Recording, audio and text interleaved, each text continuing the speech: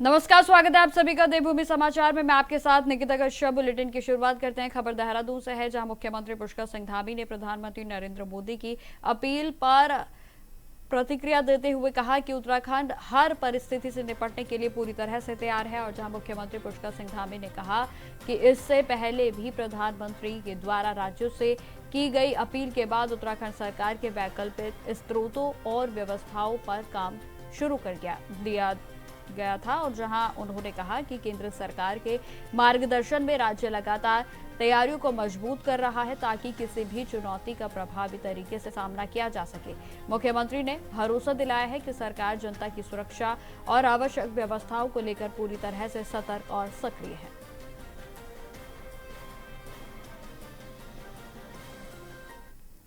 पहले से ही, चूंकि जब ये शुरुआत में संकट आया था, उस समय माननीय प्रधानमंत्री जी की अध्यक्षता में सभी देश के सभी मुख्यमंत्रियों के साथ उनकी बैठक हुई थी और सभी ने अपने अपने ऑप्शन भी दिए थे। तो हमारे यहाँ पर पहले से ही चूँकि अन्य ऑप्शन जो पेट्रोलियम के पदार्थों के अतिरिक्त, गैस के अतिरिक्त हो सकते हैं, उन सभी पर हम लोगों ने उनको ऑप्शन के रूप में पहले ही लिया था। जैसे यहाँ पर हमारे पास वन निगम की बहुत सारी लकड़ी है, यहाँ पर हमारे पिरूल के बनाए हुए पैलेट्स हैं, अन्य जो हमारी सोलर है, उन सब पर हम जाएंगे। और जो प्रधानमंत्री जी ने अपील की है, तो मैं भी कहना चाहता हूँ कि अपने जो हमारे पेट्रोलियम से चलने वाली गाड़ियाँ हैं, डीजल से चलने वाली गाड़ियाँ हैं, उनको हम लोग सीमित मात्रा में कर दें। उनके जो विदेश यात्राएँ हैं, वो यात्राएँ भी उन्होंने कहा है कि न करें और सोना भी न खरीदें, क्योंकि 1 साल तक बचें, जिससे कि विदेशी मुद्रा भी हमारी जो है वो रहे। देहरादून में भारत के सफल ऑपरेशन सिंदूर के 1 वर्ष पूरे होने पर प्रदेश स्तरीय कार्यक्रम का आयोजन किया गया। और जहां गढ़ी कैंट स्थित दून सैनिक इंस्टीट्यूट में आयोजित इस कार्यक्रम में मुख्यमंत्री पुष्कर सिंह धामी ने मुख्य अतिथि के तौर पर शिरकत की। जानकारी देते चले कि कार्यक्रम में बड़ी संख्या में पूर्व सैनिक, एनसीसी के कैंडिडेट्स और उनके परिजन भी मौजूद रहे। तो वहीं मुख्यमंत्री पुष्कर सिंह धामी ने इस मौके पर कहा कि प्रधानमंत्री नरेंद्र मोदी लगातार सैनिकों का मनोबल बढ़ाने और उनके हित में कार्य कर रहे हैं। उन्होंने कहा कि प्रधानमंत्री की रणनीति और तीनों सेनाओं की क्षमता के कारण ही भारत ने अपनी ताकत दुनिया को दिखाई है। और जहां देश आज आत्मनिर्भर रक्षा शक्ति के रूप में उभर रहा है, तो वहीं मुख्यमंत्री ने यह भी कहा कि भारत अब दूसरे देशों को हथियार निर्यात कर वैश्विक स्तर पर अपनी मजबूत पहचान बना चुका है। 2014 में वैसे तो माननीय प्रधानमंत्री मोदी जी जब से देश के प्रधानमंत्री बने, तब से सैनिकों के परिवार के लिए उनकी बहुत पुरानी मांगों को सबको लगातार उन्होंने पूरा किया। सैनिकों को मनोबल को लगातार बढ़ाने के लिए, उनको प्रोत्साहित करने के लिए वो अपने हर प्रमुख दिवस जो हमारे देश के पर्व होते हैं, होली, दिवाली, ऐसे दिनों पर हमेशा सेना के बीच में जाते रहे। और अभी ऑपरेशन सिंदूर, जिसकी आज पहली वर्षगांठ है, ऑपरेशन सिंदूर में एक सटीक रणनीति हमारे प्रधानमंत्री मोदी जी के नेतृत्व में तीनों हमारी सेनाओं ने अदम्य साहस का परिचय दिया, वीरता का परिचय दिया, शौर्य का परिचय दिया। और पाकिस्तान को 4 दिनों पे ही घुटने के बल आने पर मजबूर होना पड़ा। पूरी तरह से पाकिस्तान तहस नहस हो गया। और जिन आतंकियों ने पाकिस्तान की सरपरस्ती में हमारी बहन बेटियों के सिंदूर के साथ इस प्रकार का अमानवीय व्यवहार किया, उनको करारा जवाब देने का काम किया, आतंकी अड्डों को नष्ट करने का काम किया। भारत की सेना आज आत्मनिर्भर सेना हो गई है। बड़े बड़े जो रक्षा के उपकरण हैं आज भारत बना रहा है। उसकी शक्ति को भी पूरे विश्व ने ऑपरेशन सिंदूर के दौरान देखा। आज रक्षा उपकरणों के निर्यात के मामले में भी भारत दुनिया की टॉप सूची के देशों में शामिल हो गया। 80 से भी अधिक देशों को आज रक्षा के उपकरण भारत सप्लाई कर रहा है। तो मैं इस अवसर पर आज भारत की सेना को भी, आदरणीय प्रधानमंत्री जी को भी धन्यवाद देता हूँ। हरिद्वार में जिलाधिकारी मयूर दीक्षित की अध्यक्षता में जिला कार्यालय सभागार में जन सुनवाई कार्यक्रम आयोजित किया गया और जहां इसके दौरान कुल 66 शिकायतें दर्ज की गई, जिसमें से की 30 मौके पर ही निस्तारण उनका कर दिया गया। तो वहीं शिकायत मुख्य रूप से राजस्व, भूमि विवाद, विद्युत अतिक्रमण, जल भराव और पेयजल से संबंधित रही। जानकारी देते चले कि शेष मामलों को संबंधित विभागों को शीघ्र ही समाधान के लिए भेजा गया है और जहां जिलाधिकारी ने अधिकारियों को सख्त निर्देश देते हुए कहा कि जनता की समस्याओं का समयबद्ध और त्वरित समाधान सुनिश्चित किया जाए ताकि किसी भी प्रकार की लापरवाही जो है वो ना हो। तो वहीं लापरवाही को बर्दाश्त भी नहीं किया जाएगा। सीएम हेल्पलाइन की समीक्षा में पाया गया है कि 36 दिन से अधिक लंबित शिकायतें बड़ी संख्या में हैं और जिस पर कि डीएम ने नाराजगी जताते हुए अधिकारियों को कड़ी फटकार लगाई और साथ ही साथ तत्काल निस्तारण के निर्देश भी जारी किए गए। जिसमें अभी तक 66 शिकायतें दर्ज की गई हैं और इसमें जो हमने पिछली बार देखा था कि शिकायतें कुछ रिपीट हुई थी, उसमें कुछ लोगों को नोटिस भी दिए गए थे। अभी फोकस ये है कि जो भी शिकायतकर्ता हमारे पास जन सुनवाई में एक बार आते हैं उनको पुनः ना आना पड़े और साथ ही शिकायतकर्ताओं को त्वरित निस्तारण हो। इसके लिए आज कई ऐसी शिकायतें थी जिसमें साथ ही में अधिकारियों को भेजा गया शिकायतकर्ता के साथ मौके पर निरीक्षण करने के लिए और अगर कोई समस्या है उसका तत्काल निराकरण हो सके। इसके अतिरिक्त सीएम हेल्पलाइन में जो 10 शिकायतें हैं उसका भी रिव्यू किया गया। उन शिकायतों में जिनमें 36 दिन से अधिक शिकायतें जिन अधिकारियों के समीप उनके पोर्टल पे दर्ज हैं उनको शो कॉज नोटिस भी दिया जा रहा है। खबर जशपुर से है, जहां विधानसभा चुनाव की तैयारियों के बीच कांग्रेस पार्टी ने कार्यकर्ता सम्मेलन आयोजित किया और जहां उधम सिंह नगर के एक निजी बैंक्वेट हॉल में हुए इस कार्यक्रम में मंगलोर के विधायक काजी निजामुद्दीन मुख्य अतिथि के रूप में शामिल हुए, जबकि जशपुर के विधायक आदेश चौहान भी मौजूद रहे। तो वहीं सम्मेलन में आगामी विधानसभा चुनाव को लेकर रणनीति तैयार की गई है और साथ ही साथ संगठन को बूथ स्तर तक मजबूत करने पर भी जोर दिया गया। मीडिया से बातचीत में काजी निजामुद्दीन ने राज्य सरकार पर हमला बोलते हुए कहा कि प्रदेश में कानून व्यवस्था खराब है और जहां बेरोजगारी और अपराध लगातार बढ़ रहे हैं तो साथ ही साथ किसान भी बेहद परेशान हैं। उन्होंने यह भी आरोप लगाया है कि सरकार आंदोलनों को संवाद से नहीं बल्कि लाठी और दबाव की राजनीति से चलाना चाहती है, जो कि लोकतंत्र के खिलाफ है। भारतीय जनता पार्टी की सरकार से पूरा उत्तराखंड त्रस्त है और प्रदेश में कानून व्यवस्था की हालत खराब है, लोग परेशान हैं, बेरोजगार हैं, किसानों की हालत खराब है। लोग एक उम्मीद की किरण कांग्रेस पार्टी से लगाए बैठे हैं। तो आज हम सब लोग यहाँ जसपुर विधानसभा क्षेत्र में आदेश चौहान जी और हमारे संगठन के सभी लोग यहाँ इकट्ठे हुए थे और यहाँ संगठन को मजबूत करने और आगामी चुनाव की रणनीति बनाने के लिए सभी लोग यहाँ इकट्ठा हुए। देश में अभी आपने देखा कि शैलजा जी हमारी प्रभारी जी पिछले 10 दिन पहले यहाँ कुमाऊं का दौरा किया, फिर अभी वो गढ़वाल का दौरा किया है उन्होंने। तो जो टास्क हमको पार्टी की लीडरशिप से मिल रहा है, सभी लोग मिलकर अपने अपने जहाँ हम लोगों को बोला जा रहा है सभी लोग जा रहे हैं, अपने साथियों के साथ बैठकर उनके मन की उनके दिल की बात हम लोग सुन रहे हैं। अगर किसी को कोई समस्या, कोई दिक्कत, कोई चीज़ ऐसी जो संगठन के बीच में है उसको हम लोग आपस में बैठकर रिजॉल्व करते हुए आगे चुनाव की तैयारियों में हम लोग पास 2 ही चीजें हैं, बुलडोजर और लाठी। उत्तराखंड में मानव और वन्यजीव संघर्ष की घटनाएं लगातार बढ़ती जा रही हैं और जहां वन विभाग के आंकड़ों के अनुसार जनवरी से अप्रैल 2026 के बीच में 100 से अधिक हमले दर्ज किए गए हैं, जहां आपको बता दें कि जिसमें 20 लोगों की दर्दनाक मौत हो चुकी है। तो वहीं अपर वन संरक्षक विवेक पांडे ने इस पर जानकारी दी है कि राज्य में बाघ, हाथी और तेंदुए की संख्या अधिक है और जहां बड़ी आबादी जंगलों के आसपास रहती है, जिससे कि टकराव की घटनाएं पूरी तरह से रोकना बेहद ही मुश्किल हो जाता है। उनका कहना है कि वन विभाग ने ऐसी घटनाओं से निपटने के लिए मुख्यालय स्तर पर भी विशेष टीम की तैनाती की गई है, जहां सूचना मिलते ही क्विक रिस्पांस टीम को भी तुरंत मौके पर भेजा जाता है। वन विभाग का कहना है कि लोगों की सुरक्षा के साथ साथ वन्य जीवों के संरक्षण पर भी समान रूप से ध्यान दिया जा रहा है।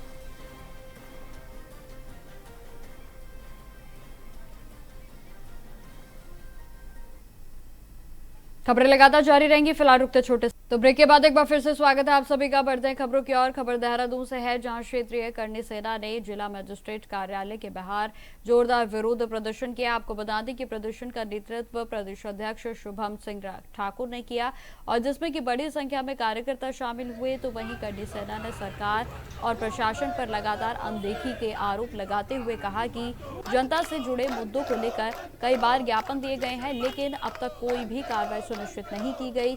और जहां प्रदर्शन के दौरान संगठन ने पुलिस कार्यप्रणाली पर भी सवाल उठाए, तो वहीं कहा कि उनकी मांगों को गंभीरता से नहीं लिया जा रहा है।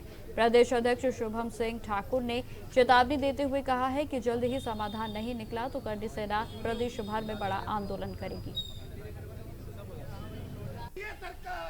कई समय से हम माननीय डीएम साहब के थ्रू ज्ञापन दे रहे हैं, माननीय मुख्यमंत्री से मिलने की मांग करी है, पर हमारे प्रदेश के मुखिया पे इतना समय नहीं है कि वो हमसे मिल सके।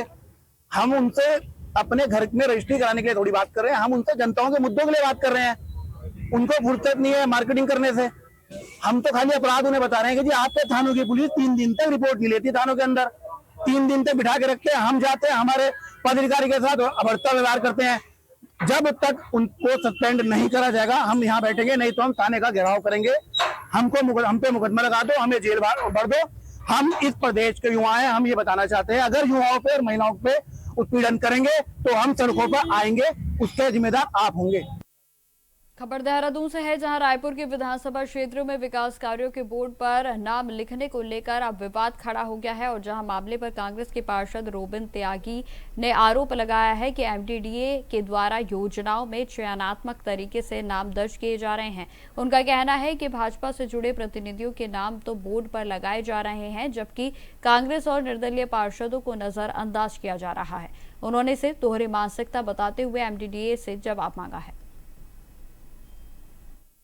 में और कई जगह हमने देखा है कि जो विभागों द्वारा जो कार्य कराए जा रहे हैं वो एमडीडीए विभाग द्वारा कार्य कराया जा रहा है, पेयजल निगम द्वारा जो कार्य कराया जा रहा है, जल संस्थान द्वारा जो कार्य कराया जा रहा है, पीडब्ल्यूडी द्वारा जो कार्य कराए जा रहे हैं, उसमें देखने को मिल रहा है कि विधायक जी जो क्षेत्रीय विधायक है हमारे उमेश शर्मा काऊ जी, वो क्या करते हैं, घर में अपने बोर्ड बनवाते हैं और उस बोर्ड को पार्टी के रंग से रंग के और अपना नाम लिख के संस्तुति माननीय विधायक जी, और नीचे विशेष प्रयास में अपने क्षेत्रीय नेताओं के नाम लिख के जगह जगह उनको गाड़ दिया जा रहा है, जो कि पूर्ण रूप से नियम विरुद्ध है। ऐसा कहीं भी किसी भी राज्य में वो नियम नहीं है कि आप अपना स्वयं का बोर्ड किसी भी योजना का कहीं पर भी लगा दोगे।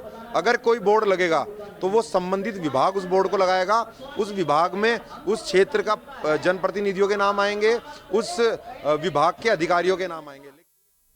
अब खबर हरिद्वार से है, जहां बहादुराबाद क्षेत्र में स्थित रोहालकी के किशनपुर में एक निजी नर्सिंग कॉलेज में उस समय हंगामे की स्थिति बन गई जब जीएनएम और बीएससी के नर्सिंग के छात्र छात्राओं ने कॉलेज प्रबंधन के खिलाफ विरोध प्रदर्शन शुरू कर दिया।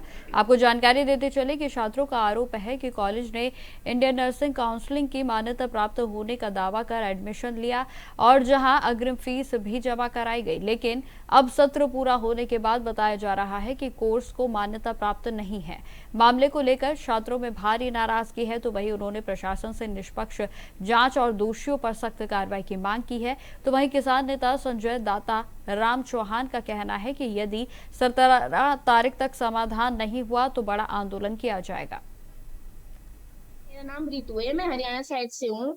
तो हम यहाँ पर कॉलेज में एडमिशन के लिए आए थे, हम आईएनसी के बेस पे आए थे। हमने बहुत से कॉलेजेस देखे थे जो आईएनसी से अप्रूव थे, तो हम इस कॉलेज में भी आए थे। हम इस कॉलेज में विजिट किया, हमें मतलब जितने भी यहाँ पर फैकल्टी थी उन सब ने ऐसे बताया कि यहाँ पर आईएनसी है, ठीक है, आपका डिप्लोमा 3 साल का है, आपको पोस्टिंग वगैरह मिलेगी। तो हमने यहाँ पर मतलब जो हमारे घर से पास था, क्योंकि हम यहीं रहते हैं अभी किराए पर, तो हमारे घर से पास था, हमारे लिए बेनिफिट था, तो हमने यहाँ पर आकर एडमिशन ले लिया।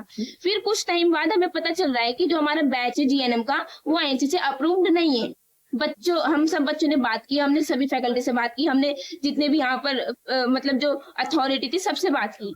उन्होंने कहा कि हमने ना आईएनसी के लिए अप्लाई किया हुआ है, आपकी सीटें अपग्रेड होने के लिए गई हुई है। स्टार्टिंग में ये चीज बोलेगी जो प्रिंसिपल मैडम है शुभांगिनी मैम, उन्होंने कहा है कि सीटें तुम्हारी अपग्रेड होने के लिए गई है। खबर हल्द्वानी से है, जहां हल्द्वानी सहित पूरे कुमाऊं क्षेत्र में पर्यटन और आगामी धार्मिक यात्राओं को देखते हुए कड़ी सुरक्षा व्यवस्था कर दी गई है। जहां गृह मंत्रालय के निर्देश पर पैरामिलिट्री फोर्स तैनात की गई, तो वहीं उत्तराखंड के नैनीताल जिले में एसएसपी और सीएपीएफ को भी 2 कंपनियों को उपलब्ध कराया गया है, जो कि पर्यटन स्थलों और धार्मिक यात्राओं की सुरक्षा का जिम्मा संभालेंगी। ये फोर्स चेकिंग, संदिग्ध गतिविधियों पर नजर, तो वहीं क्यूआरटी की जिम्मेदारी भी निभाएंगी। साथ ही साथ आदि कैलाश यात्रा शुरू हो चुकी है, जबकि जून से कैलाश मानसरोवर यात्रा को देखते हुए सुरक्षा व्यवस्था और भी मजबूत की जा रही है। प्रशासन का कहना है कि पर्यटकों और श्रद्धालुओं की सुरक्षा सर्वोच्च प्राथमिकता है।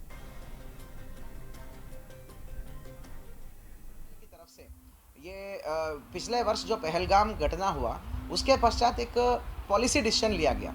जो घटना पहलगाम में हुआ वो कहीं पर भी होने की संभावना से इनकार नहीं किया जा सकता। इसीलिए पर्यटक सीजन में, पर्यटन एवं धार्मिक यात्रा सीजन में तो अलग अलग स्टेट्स को, सभी स्टेट्स को लगभग मतलब पैरामिलिट्री को डिप्लॉय करने का निर्णय है। तो इस निर्णय के अंतर्गत माननीय गृह मंत्रालय केंद्र सरकार द्वारा उत्तराखंड राज्य को भारी संख्या में पैरामिलिट्री कंपनीज आवंटित की गई। इसी क्रम में माननीय पीएचक्यू द्वारा, पीएचक्यू के दिशा निर्देश के अनुक्रम में पीएचक्यू द्वारा हमको भी 2 कंपनी हमको मिला है। अब खबर रुड़की से है, जहां मंगलोर क्षेत्र में चारधाम यात्रा के दौरान लगातार लग रहे जाम से श्रद्धालुओं और स्थानीय लोगों को भारी परेशानियों का सामना करना पड़ रहा है।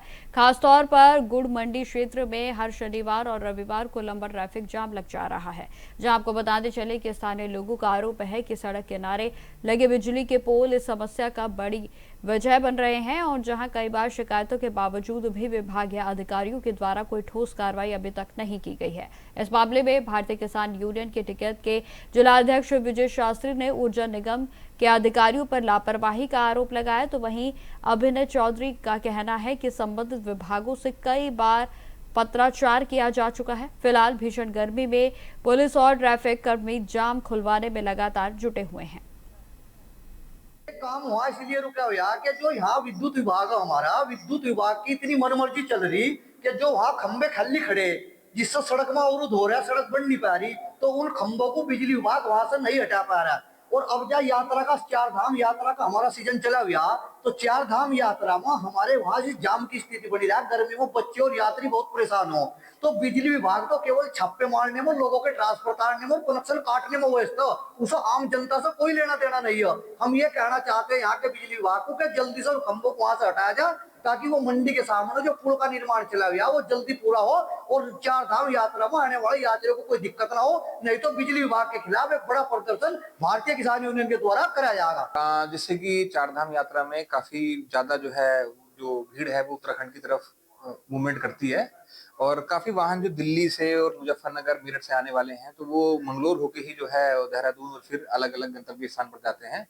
तो उसी क्रम में खबर हरिद्वार से है, जहां नाबालिग किशोरी की मौत के बाद राजनीतिक माहौल पूरे तरीके से गरमा गया है। कांग्रेस पार्टी के कार्यकर्ताओं ने ज्वालापुर कोतवाली शहर में प्रदर्शन करते हुए पुलिस और राज्य सरकार पर गंभीर आरोप लगाए हैं। और जहां जानकारी के अनुसार आपको बताते चले कि 8 मई की रात को लापता हुई किशोरी को अगले दिन परिजनों ने बरामद किया है, और इसके बाद से ही हरिद्वार पुलिस ने कई घंटों तक उससे पूछताछ की, और जिसके बाद घर पहुंचने के कुछ समय के बाद ही उसकी तबीयत बिगड़ी और जहां अस्पताल में उसे मृत घोषित कर दिया गया। तो वहीं प्रदर्शन का नेतृत्व रवि बहादुर ने किया, जो कि महिलाओं की सुरक्षा को लेकर तमाम सवाल भी सरकार पर उठा रहे हैं।